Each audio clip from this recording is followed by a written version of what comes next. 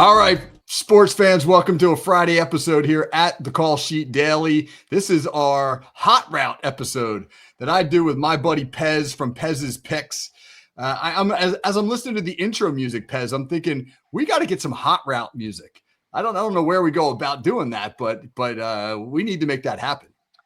Some sort of new wave jazz. The kids are all over that, Coach. I don't know what's going on with this, but maybe some blues. I don't know. I mean, whatever. Well, you and I are both big Pearl Jam guys, man. I'd love to. I don't think we can get the licensing rights to Pearl Jam. I'm glad you brought that up. I'll be the first to announce this, Coach. The FFSN Fans First Sports Network management has agreed to buy Pearl Jam to perform 3 songs on the next Pez's Picks podcast after our amazing NBA streak, Coach. I think 3 songs. We deserve that. That's a great teaser. Great teaser. You know, Pearl Jam was originally, the band was originally called Mookie Blaylock after the basketball player Mookie Blaylock. And the album 10 is taken after Mookie Blaylock's number. Well, Mookie threatened to sue them. I don't know if you know that. They had to change the name. Poor guy. Yeah. They were honoring that. Mookie Blaylock could be living on still, though a great Seattle Supersonics player for sure. Yeah. Now, you did mention, however, you were on a heater, Pez. Pez's Picks has won 8 straight bets in the NBA playoffs. What's going on there? 12-5, 71% winners, Coach. I think 3 songs from Pearl Jam is not a lot to ask from the management from FFSN. I mean, we're bringing winners. I believe we're making the money. It's legal to bet. So I think Pearl Jam should be coming to New Jersey sometime soon. Our system's clicking. It's old school basketball. And I was talking about it on my own podcast I do with Jeff Hartman. The system has gone back to how we used to bet 10, 15 years ago. Physical half-court play is dominating in these playoffs, and we haven't seen that in a long time. I don't think Cleveland was ready for it. I don't think, it doesn't appear that the Celtics were ready for it, the injury notwithstanding, but it doesn't seem like the teams are prepared to play a down in the trenches. You need big guys, you need physical guys, and it seems like half-court offense in a physical style play is beating the reigning three-point. I mean, it's not gonna stay, Coach. We're back to old school basketball. We're having almost fights, and I love it. I can watch those Knicks all day. That Brunson, I'm gonna say the best playoff player I've seen since Michael Jordan. An assassin out there, and it's been a great season to watch and series to watch. It is interesting how basketball and hockey are very different games in the postseason than they are during the regular season. I mean, football and baseball, it's football and baseball. But you get to basketball and hockey, it gets way more physical. The defense really, we're having games where the score's like in the 80s right now in the NBA, 80s and low 90s. That tells you how much defense they're playing.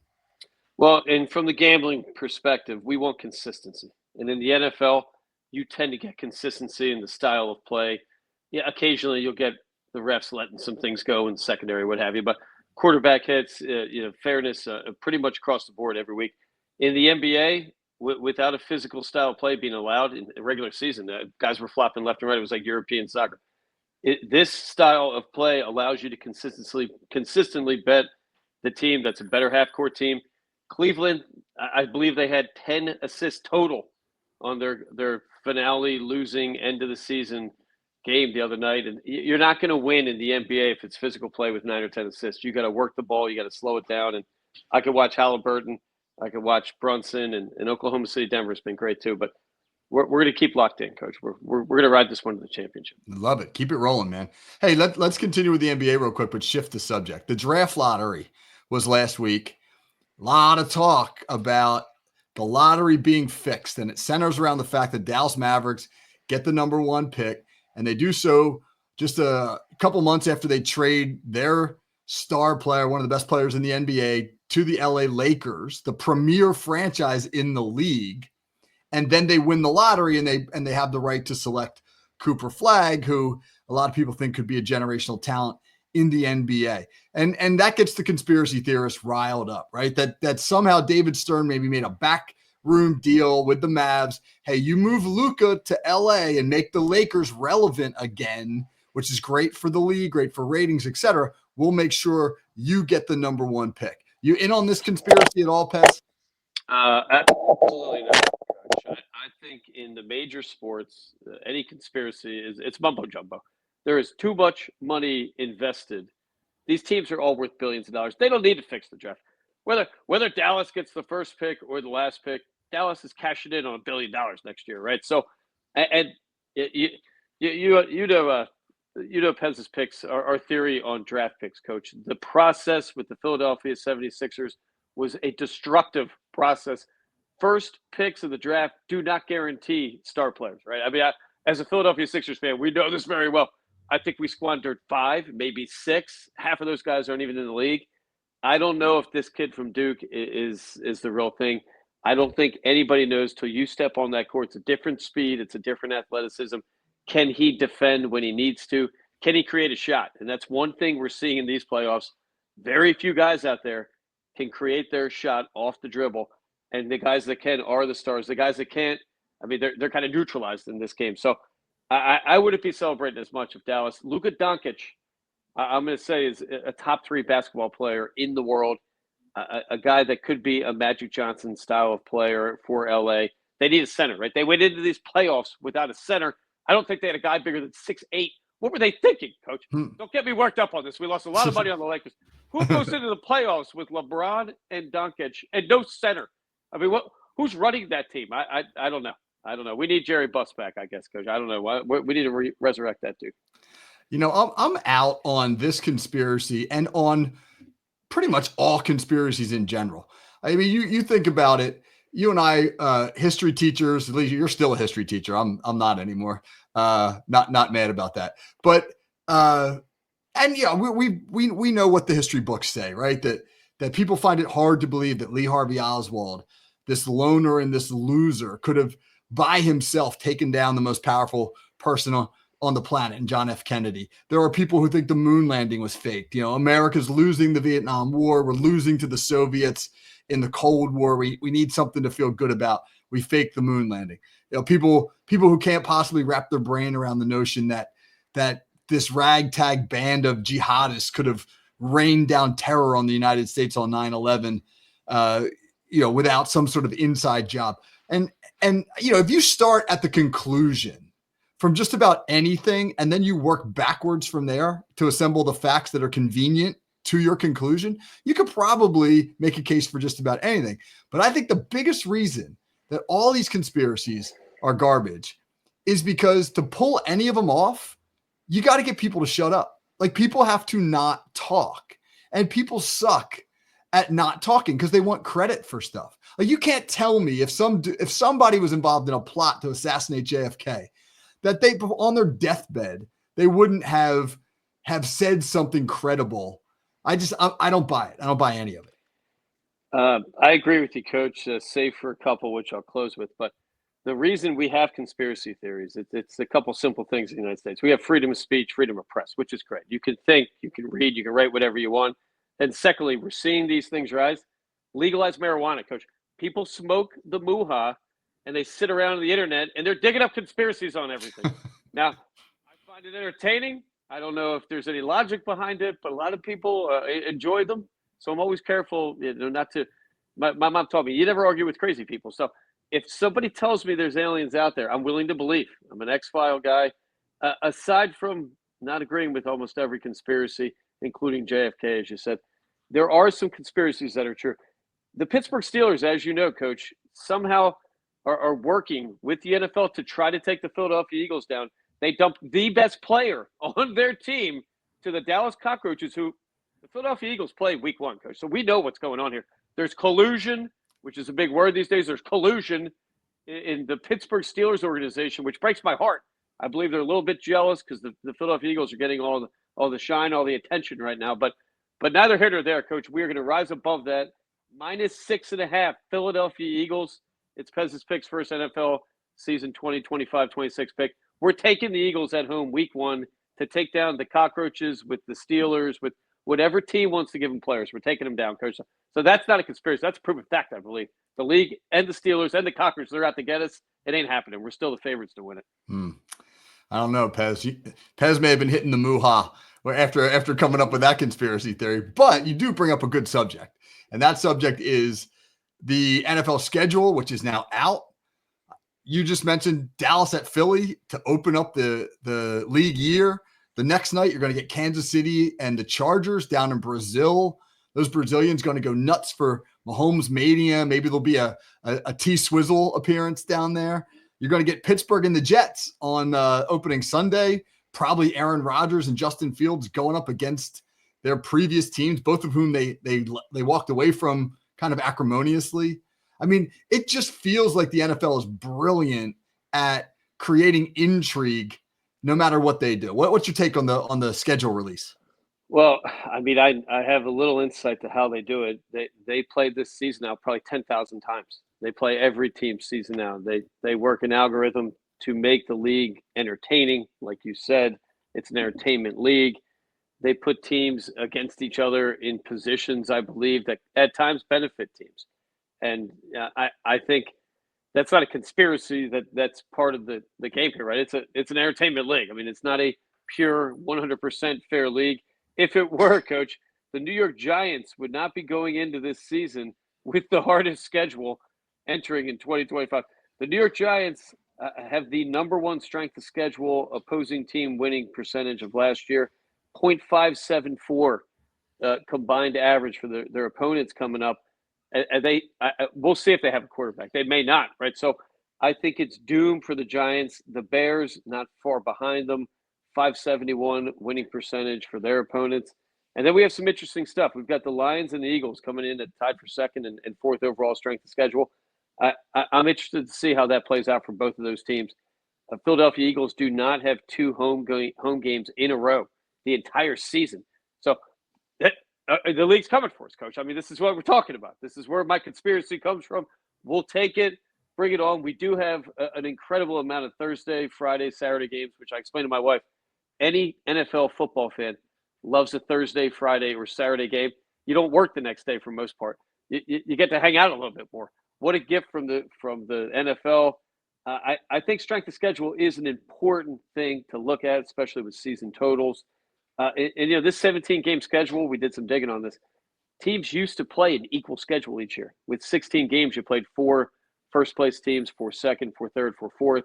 And with a 17-game schedule, who knows who you're playing? I mean, it can be very unfair. The Philadelphia Eagles are playing, I believe, 11 playoff teams. And I believe the Giants are playing 10 or 11 too. So at the end of the day, maybe situationally these things even out a little bit. But the schedule, how great is this? We're making bets, Coach. It's May. We're making NFL bets. I love the NFL. I don't think I think the league is coming on and it's getting better each year. The pace of that play. It's a genius league at marketing and remaining relevant. I mean, here it is, the height of the NBA and the NHL playoffs, and there's a ton of attention being given to the NFL, and they're not going to play a real game for over 4 months. So speaking of football and intrigue, we got to get to Bill Belichick. Bill Belichick made his mark as one of the greatest NFL coaches of all time, but he was equally known for his dour personality, for the fact that he never said anything interesting. He never did anything interesting. He wore that ridiculous hoodie. He looked like an old curmudgeon. He looked like the NFL coaching version of the character from Up. And here he is reinventing himself he's a rock star. He's a rock star. He's a 72-year-old man with a 24-year-old girlfriend who does crazy things and demands an insane amount of attention. This is the type of stuff, like Mick Jagger does this stuff. So here's my question to you, Pez. What's the equivalent of like sort of Bill Belichick and his girlfriend outside of the football world? Is there one? I think Belichick and I think any NFL coach is going to be a different type of situation. He's never had fun, right? It's probably 40, 50 years he's been chasing this coaching, right? Yeah. And I know, with a little more experience than I know, an NFL coach is putting in 15 to 20-hour days. That they don't equate to good family guys at home, fathers or husbands. So at this point, maybe he's living up missed time, right? And hey, maybe the guy's happy. Is fishing and catching mermaids. I don't know what's going on there. I am getting some hints from Charles Barkley and friends of his. They're a little concerned about the guy. I hope it's not a situation where he's being taken advantage of. There's questions behind this young lady who's very attractive, coach. She seems very charming to me. If I lived in Maine, that would have been my Miss Maine. I don't know how she came up second runner-up. I mean, I don't know with the Belichick juice, he probably had 6 Super Bowl rings on. Maybe that hurt her. I don't know. But at the end of the day, I think any successful NFL coach is going to be a weird guy, right? I mean, these guys have to be abnormal. They have to have a Michael Jordan type of drive, and that can't equate to happiness. That the day after the Super Bowl, the Philadelphia Eagles were chastised in team meetings for giving up points in the fourth quarter of the Super Bowl. I mean, what coach was sitting up Vic Fangio at 1 a.m. watching tape, getting pissed off, right? He got pissed off and he yelled at the guys. That tells me that these guys are living a life that is high stress, high demanding, and I mean, maybe we're all seeing all that play out. Maybe this guy needs some help. I don't know, but very attractive lady. I'll be watching UNC football. I can tell you that. I'll be interested for sure. It's a great point, though, about, I mean, this is a man who was, if you go back to the New York Giants in the 1980s, the defensive coordinator for Bill Parcells and those championship teams. And then he became a head coach and built a dynasty with the Patriots, a career NFL lifer, and he retires. And it felt like, hey, he was actually, having some fun. He came to Ocean City, where we are, and to the Battle at the Beach. And he was, up on the boardwalk talking to people like a normal human being. And, but it's also possible, like you and I, everybody out there probably knows that kid in high school who had really strict parents. They never let him do anything. He never had a sip of beer. He never went to a party. And then all of a sudden he went to college and he had no supervision and he had no guidance whatsoever. And he turned into the wildest, craziest kid on campus. I wonder if this is that stage of Bill Belichick's life right now. I think both genders, we see situations where people that get to the point, they make decisions maybe that don't appear to be the smartest, but I'm thinking Tom Cruise and Katie Holmes. He married the girl from Dawson's Creek. I remember that situation. The guy got braces when he was like 55 years old. So I don't know if that's the same situation, but I'm a little worried for Belichick. I'm a little worried there's some sort of manipulation going on here. And, when you hear chatter from guys like Charles Barkley, that dude's usually right. That's a straight shooting Philadelphia guy right there. That guy was a gambler. I knew his equipment manager was a Pesda's Picks he was a mentor of mine, coach. I'll just say, Jeff, the equipment manager from the Philadelphia Sixers in the 80s and 90s, Charles Barkley bet horses every night. He was in the casino every night. That guy doesn't pull punches. So when he tells the guy, you got a problem, that guy knows what problems are. A little bit concerned about Belichick. Well, I'm rooting for him, man. I hope they live happily ever after. I'm rooting for a little fairy tale here. All right. You mentioned horses. Great transition. So this weekend, it's the Preakness. And you've got some really interesting experience with the Triple Crown races. You have been to, in person, the Kentucky Derby, the Preakness, and the Belmont. And you were telling me before the show that you think that there are 3 very, very different races in terms of who actually goes to them and what's it like spectator-wise and the etiquette, et cetera. So fill us in on all that. The Kentucky Derby is a standalone race, coach, and the process of getting to the track and the neighborhood, which is not it's a bad neighborhood, but on that day, everybody is welcome in that neighborhood. That neighborhood welcomes everybody. There are barbecues in front lawns and in social clubs. There are Bentleys and Rolls Royces parked in front of government type of housing situations, and everybody gets along. It's a celebratory day of the town and the race. If you're in the expensive seats, you dress up.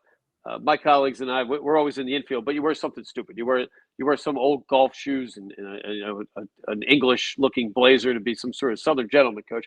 The Preakness, the most annoying race. It's a frat bro gone crazy, kind of girls gone wild type of situation from the 90s, coach. A bad situation.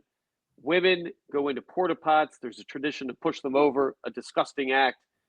It's going to be muddy there. It's a college puke party. The Belmont, the classiest race, I'm going to have to say, because it's boring. The Belmont has no infield. The track is so big, you can't even see the horses. I did stand next to Governor Pataki at a Belmont one time, and I'm going back probably about 20 years. It didn't make the race any more exciting. Governor Pataki, not very exciting guy. The party is outside the track in some park, A bit of a letdown, but if you have a horse going for the triple, you got to go. I've been to that twice, and I don't know if I'll be back at the Belmont. In terms of making money, the Preakness is the hardest one. This is the gladiator fight of them. It's a tight track. It's weird conditions down there. The amount of horses drops significantly. We're going with Sandman, Coach. Horse number 7. He's a 4-1. We've got a jockey switch. He ran poorly in the Derby, so now we've got Bobby Velasquez. He's coming in from the Sandman. I like his chances a lot, and we like horse number 3, American Promise, 15-1. A horse that also ran poorly at the Derby, but I think he's got a little bit more in it. But you got to put a bet in. You have to. You got to put a bet on the horse bet. What else are we doing in May? You're betting hoops or baseball. You put the horse bet in. I miss that Atlantic City track, Coach. Atlantic City, New Jersey. We had a track. It was nowhere near in Atlantic City, but we both spent a lot of time there. I miss that. I miss that track. That track. One of my earliest memories of being a little kid, 6, 7 years old, going to the racetrack, Atlantic City racetrack, with my grandfather and his good friend Jack Eisenstein, and they were drinking Canadian clubs and betting horses. And I would run around with little betting slips, and on the way home we'd stop at Zaber's and have a big meal. And that was a great memory. I didn't quite realize at the time that my grandfather was kind of a drunk, but it was a good time when I was a little kid. No one's a drunk at the track, Coach. Bite your tongue. Your grandfather was a decent man. Okay? Yeah, this may or may not be true. If the Link City track opens, if you wait around about 20 minutes after the last race goes, you give one of the ushers a $20 bill. They'll let 2 of your friends race the straightaway on the track, which you can then bet on, Coach. That is the best bet at any track, to watch your friends drunkenly fall down the raceway of Atlantic City track, which was horrible. I felt bad for the horses. It looked like an elementary school backyard, but God bless that track. I miss it. Now it's all electronics. The internet's killing these things, right? Yeah. The Derby crowd was down about 30%. I know it was raining. I think a lot of it has to do with cell phone betting. You got to get to the track. You got to wait in line. That's part of the fun, right? I don't know what I'm gonna do. Maybe I hit the casinos this Saturday and get some bets in. That's kind of the closest we could get to. All right, let's end with this. What do you think, since we're talking about big sporting events, what do you think the best sporting event to attend live would be? What's the best to be an in-person spectator at? I mean, if we're talking the big 3 sports, I mean, we're talking baseball, football, basketball. I mean, you want to throw hockey in there. I'm going to say the big 3. I'm going with number 4. I think ice hockey, Coach, is the most exciting in-person sport. Whether you care about, and the Philadelphia Flyers, I mean, we got Rick Tocchet. Maybe we're going back to fighting. Maybe fighting's coming back to hockey. I don't know. He's our new coach. But an exciting sport to watch. It's fast-paced, few stoppages because barely anybody's watching. There's no commercials. My favorite sporting event, one of the best days of my life, the 2002 Kentucky Derby. I hit War Emblem 49-1 underdog. I was hot that day at the track. I put $10 on the 5 biggest underdogs, and 49-1. A great weekend, Coach. I wish I could tell more stories. I am a married man, and as you say, some sort of occupation I still have. So I'll wait for those to be retired, and maybe I'll get some sort of clearance from my wife. But fantastic day, the 2002 Kentucky Derby, War Emblem. I'm sure he's long dead, but God bless that horse. That horse ran like a saint that day. He was walking on water. I'm with you on hockey. The single greatest sporting event I've ever been to, 1987. I was in high school. Game 3 of the Stanley Cup Finals, Philadelphia Flyers hosting the Edmonton Oilers, the Wayne Gretzky, Mark Messier Oilers. Oilers are up 2-0 in the series, and they go up 3-0 at the end of the first period. And it looks like it's going to be a blowout. And the Flyers come back and win 5-3. Brian Propp scores a goal in the third period to put them ahead 4-3. The old Spectrum goes nuts. I've never been in an environment where I felt the building shaking, like literally shaking like that was. Hockey in person, especially a big game like that, it's so fast. It's so physical. You get such a great appreciation for hockey when you watch it live. And then when you watch it live at the ultimate time, the Stanley Cup playoffs, I mean, it might be the best thing going. As a South Jersey 80s kid, I guess I speak for both of us, Coach. I played street hockey maybe more than any sport I've ever played. I probably played hockey the most of any sport I played growing up, and I never played organized hockey. That net came out of that garage. You chase balls down the sewer and watching ice hockey. Not too much different. I think I could have made those Flyers at that time, Coach. I was a decent runner. I don't know if that equates to skating. I don't know if I keep up with the Russians, but I was damn good at Sega hockey too, Coach. 95 Sega hockey, I think, does equate to ice hockey skills. I'm going to put that to the test. I might get some skates this weekend. I don't know. We're going to look into this. Excellent. Well, we've covered a lot of ground here today, Pez. A lot of ground here on the hot route. Conversations about football and life. I think we've covered a good amount. You have any closing thoughts for us? I think we've said it all, Coach. At the end of the day, get out, take the wife out to some sort of casino or some sort of betting area. Put some Preakness bets in this weekend. Let's have some fun. I mean, maybe Mother's Day was last week. This is the week for the guys to get to the track, but take the wife. Let's get the wives into gambling. Why not? I mean, women can gamble too. I think that's a big up-and-coming crowd we have here. Amen. Amen. All right, so that's been our Friday episode here on the Call Sheet Daily of the Hot Route with Pez from Pez's Picks. I'm Coach Kevin Smith. Hope everybody has a great weekend, and if you do lay some money, good luck to you, man. Hope you're a little richer on Monday morning. All right, take care, everybody.